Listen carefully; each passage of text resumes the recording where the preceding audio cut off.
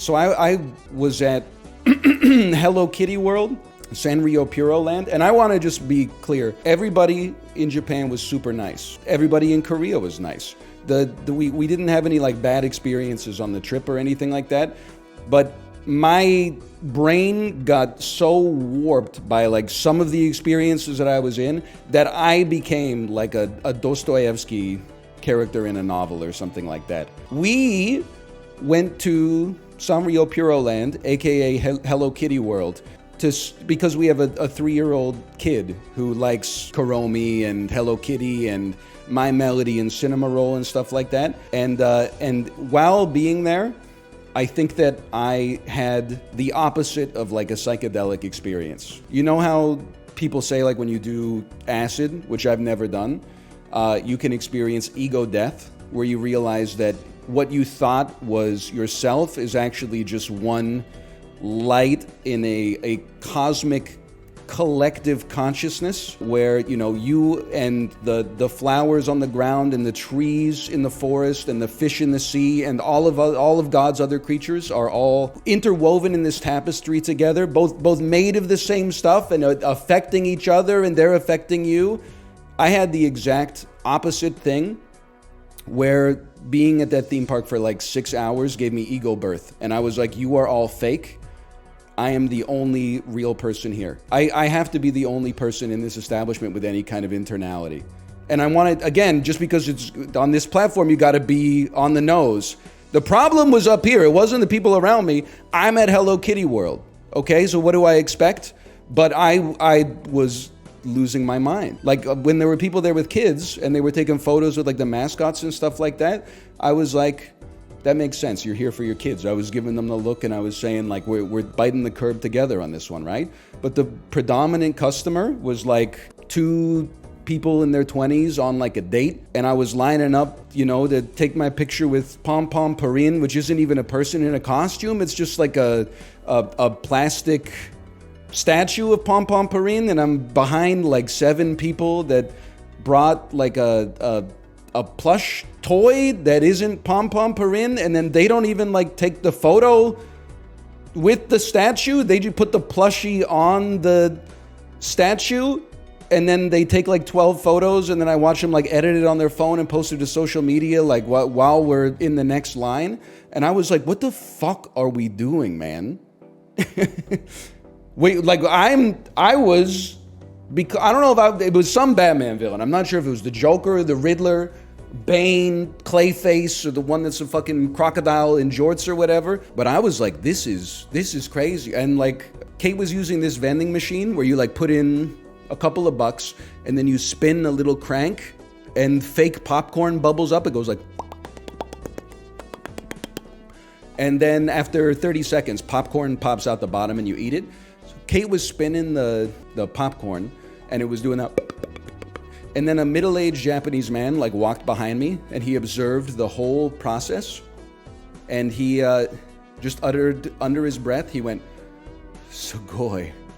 And then he like nodded and walked away.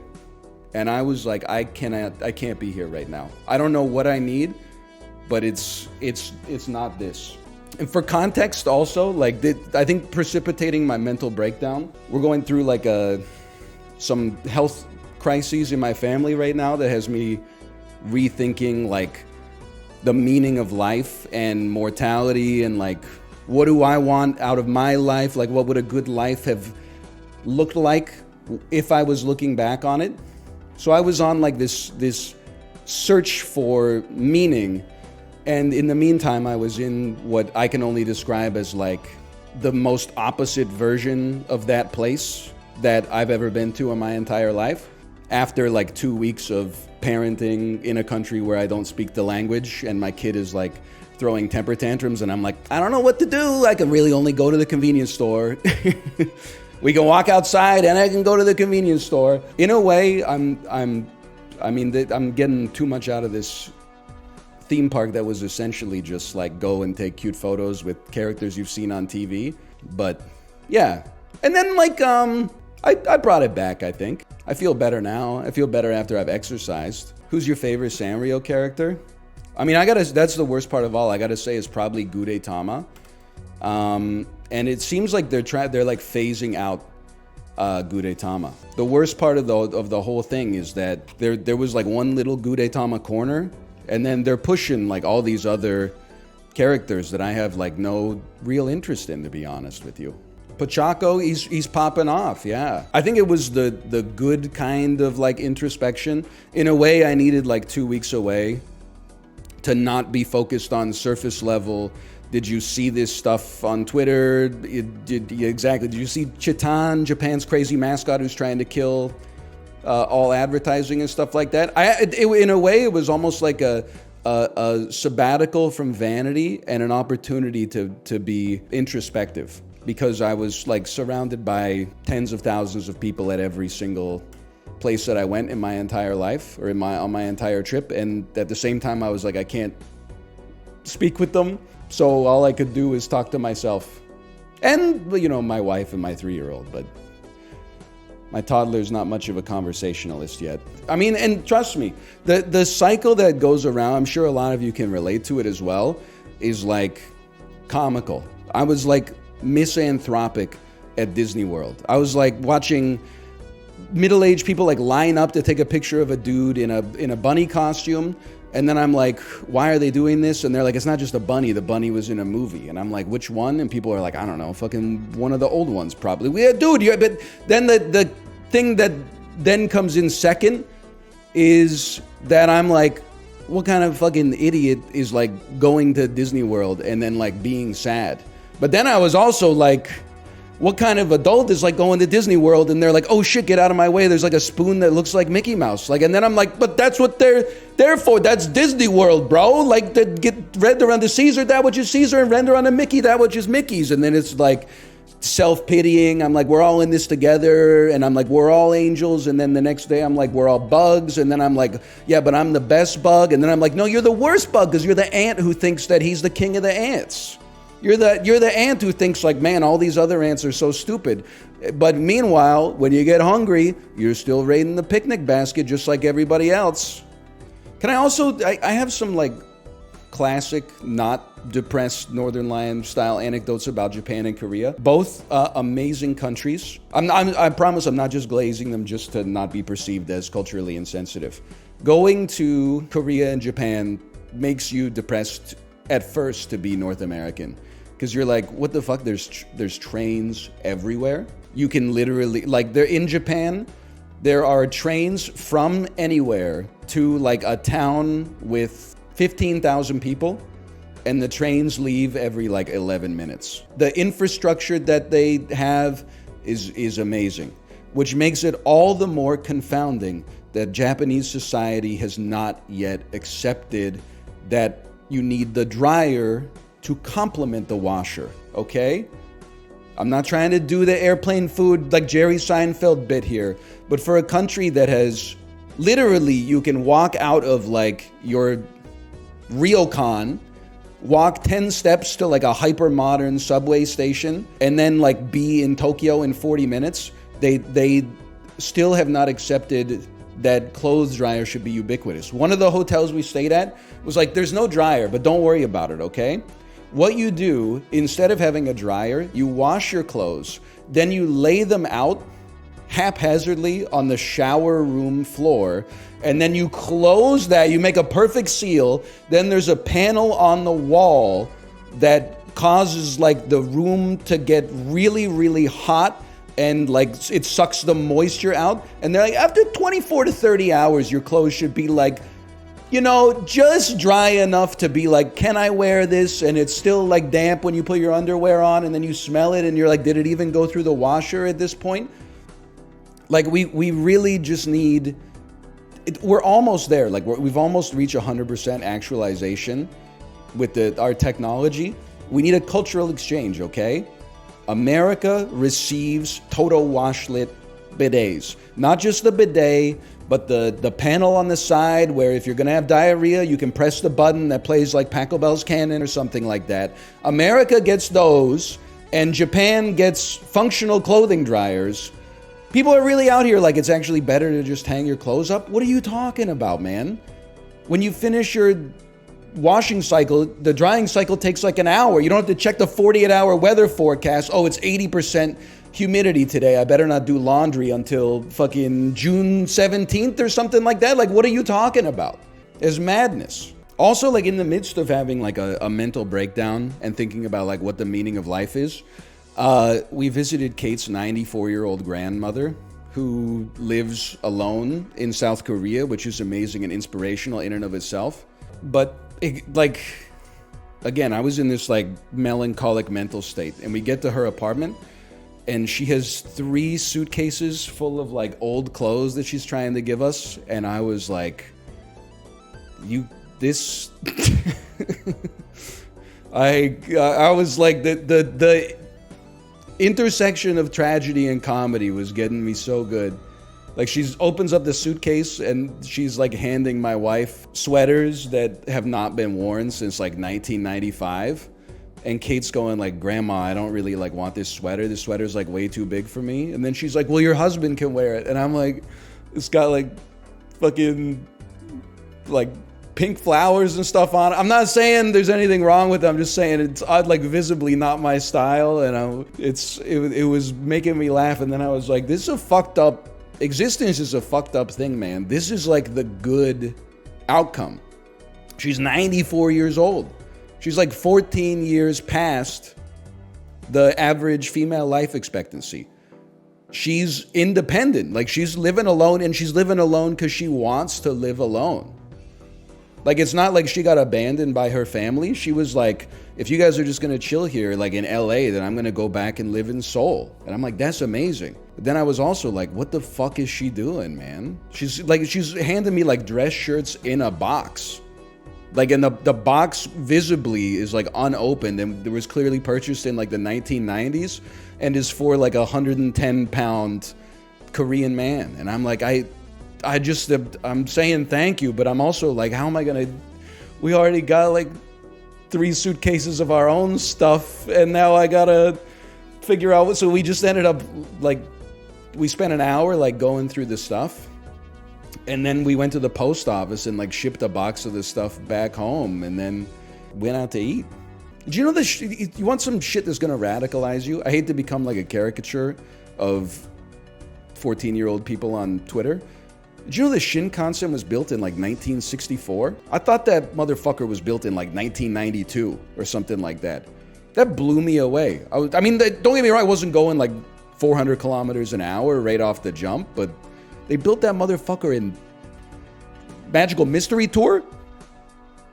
Japanese salarymen were like, they were chain smoking unfiltered cigarettes and listening to like the Beach Boys albums before Brian Wilson got sad. That shit came out before Pet Sounds. That's insanity. Where did we go wrong, man? I met a fellow Twitch streamer. You may know Alex, or also known as twitch.tv/Arix. We met up, we had some katsu curry. I think like it also briefly like saved my life. So we went to 3 aquariums, all right? My kid loves fish. First aquarium was in Korea. I was like, wow, cool fish. Second aquarium was when I was deep in the guts of introspection, the day after Sanrio Puro Land broke my brain while I'm going through this like personal family stuff.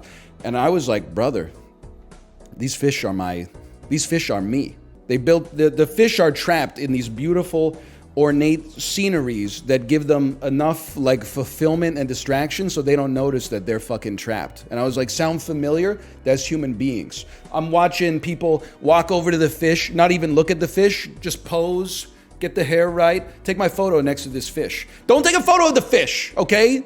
And see nature's beauty that evolved over 10 million years.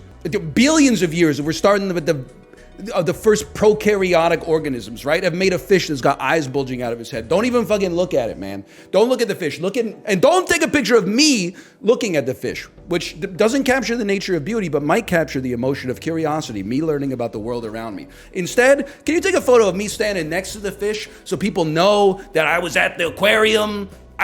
They can fill in the blanks that I was looking at the fish and appreciating it, but mostly it's like, check out my cute outfit. So I was losing my mind. And I was like, we're the fish. They built this beautiful box They put incredible scenery in it so we don't realize we're being observed by the CCTV cameras in the corner, right? Not to mention the photos everybody's taken of each other, of which I'm inevitably in the reflection of the aquarium going like some kind of fucking moron. And then had lunch with Alex, had some social interaction, felt heard for the first time in like a week and a half. We went to an aquarium and I said, oh, cool fish. Wow, what an amazing creature. And not at a single point was I like, these fish are me. I'm the fish. I was just like, wow, dolphins can jump really fucking high. What I'm trying to say is that I think depression is bad, but it's also like a huge buff to internality. I was coming up with deep thoughts, the likes of which I haven't been able to scrape for like several years. Unfortunately, that's off the table because I exercised today, so all my problems are solved. Are you coming out as a fish? I'm just saying that I was losing it. And again, can I just to add this, because when it inevitably gets taken out of context, people are going to be like, this guy sounds like an asshole. I was being the asshole. They're just fun people. Going to the aquarium, taking a picture of the aquarium, going like this, and I'm in the corner like, humanity is a disease. Like I'm the fucking idiot, don't get me wrong. If you want to have those thoughts, you should just stay at home in bed. Instead, because I was on vacation, I'm like, I gotta go outside. Then when I was outside, I was like, ugh, people documenting their lives. At no point was I like, I'm the only person thinking straight. There were some times where I was like, I'm the only person here not in love with Hello Kitty, but I mean, again, what do you expect when you're at Hello Kitty Land? Evil Anthony Bourdain was a great way to put it. What the fuck are they doing with the food at Disney World, man? I get, like, every single place we ate at in Disney World, and some of the food tasted good, but you'd go to a restaurant and it would be called like, you know, New York Deli. And then you look at the menu and it's like, we're bringing back American classics. Corn sandwich and trout pizza. And you're like, corn sandwich?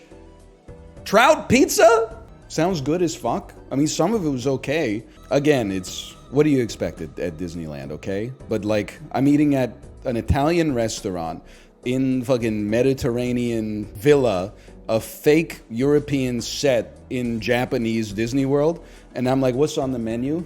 They're like, you're not gonna believe this. We got something called long pizza. I get a long pizza. What is it? It's a baguette with like tomato sauce on it. I was like, this ain't long pizza, bro. It's a damn like open-faced marinara sandwich. They're doing something, don't get me wrong. You know what's weird? I don't know if this is relatable for other people who have been, you know, in countries where they don't speak the language and are also not making an effort to learn the language, which is admittedly like disgraceful. In spite of all that, like I don't speak Korean and I haven't really ever made an effort to learn how to speak Korean. Here I am in Korea. I go up to a restaurant or a food court counter and the service staff look at me and they say hello. And I'm like, fuck you, man. You look at my face, you just assume A, that I don't speak Korean, even though context, I'm in Korea, motherfucker. And B, that I speak English and not like, I'm not monolingually like German or Dutch or something like that. They assume right though? Yeah, I know. That's why it's fucked up, man. So something that happened multiple times is I would like walk up and they would say hello, and I would just go, because I've been practicing the order in my head for like 10 minutes and then trying to get the courage to order. I'd be like, 안녕하세요. Kimchi kimbap duge juseyo. And then they would go like, oh, like this motherfucker speaks Korean. And then they would say something in Korean, and I would go, 죄송합니다. 한국말 못해요. Which means, I'm sorry, I don't speak Korean. Which must be a fucking confusing ass interaction for the person that's manning the counter. They walked up, spoke to me in English. I said, fuck that, here's my order in Korean. They probably said like, do you want a bag? And I said, I don't speak Korean. It's fucking confusing, man. +2, I've been there. I don't know, something's wrong with me.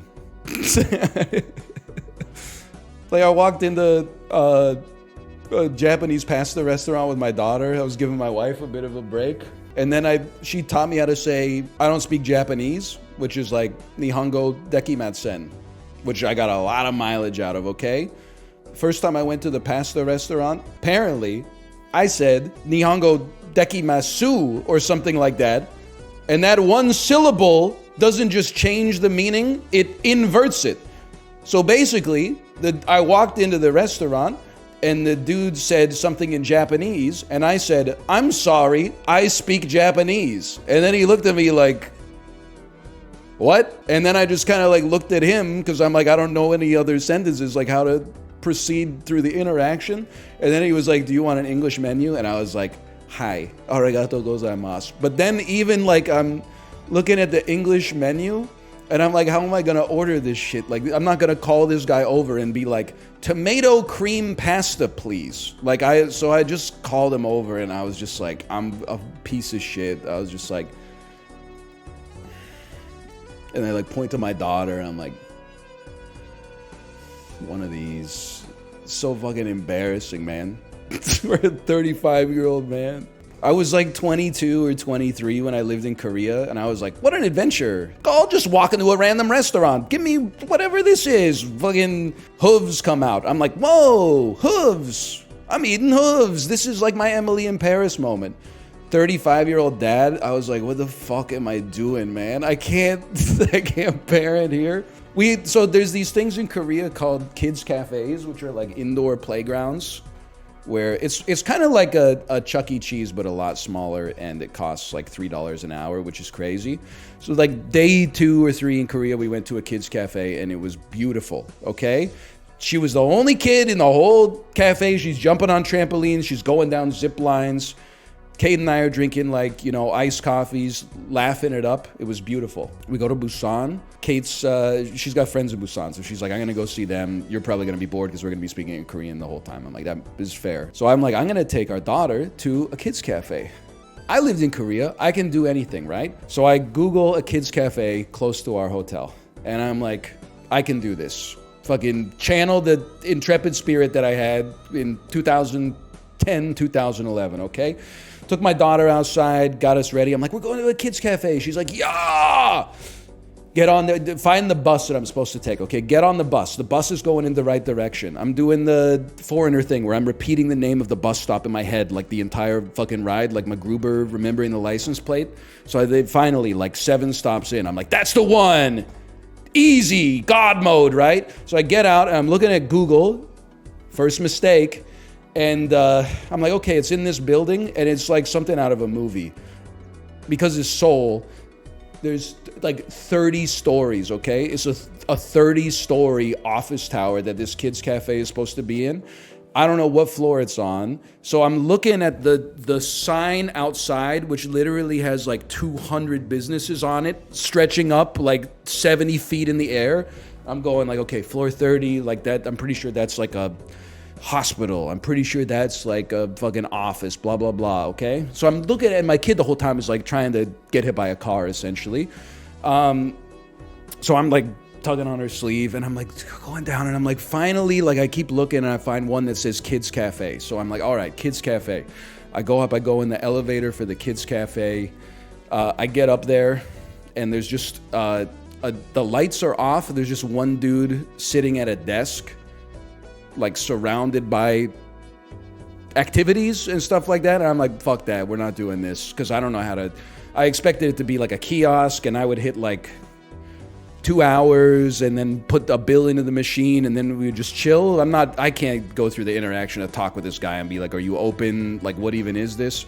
So I go back down, and I'm talking to Kate, and I'm like, I need to find another kids cafe. So she like sends me another one, and it's like another office tower, and I'm like, my kid is like, I'm bored. I want to get hit by a car. And I'm like, stop. And then eventually, like, I don't even want to exaggerate. It was like an hour and a half trying to find it, because like apparently the one that I was trying to go to had an active Google listing, but has been out of business for like 8 months, which is funny for sure. And then like the one that Kate sent me was more like a school type thing. Like you send your kid at like 9 in the morning, and they do like a cooking class or something like that. And then I was like, I'm sorry, I have to just go back to the hotel. And my kid was freaking out. And I was like, I'm sorry, your dad's a piece of garbage. I don't know what I'm doing. I don't know how to get around. I don't know how to ask anybody. I'm not gonna walk up to like a random person and be like, excuse me, is there a kids cafe near here? And they're gonna say something that I'm not gonna understand, which is my fault. And I was like, I'll just be the bad dad today. So yeah, I had like a little bit of a crisis. There were a few like semi-crisis. They were all like not like, you know, dangerous moments. It was more just like dangerous for my psyche. Can I tell you about that Splash Mountain photo as well? So I'm not good with roller coasters. Sometimes I will ride them. And usually like when I'm riding them, I actually have an okay time. You know, it's like the anxiety in advance that's baseless, but also it gets me. I was like, in every single ride photo I've ever taken in my entire life, and Librarian can validate this for sure, the fear of God comes over me. Even on rides where I've been like, this ride is not that crazy, like the Flume photo from South Korea last time we went, that was like a baby ride for like little kids.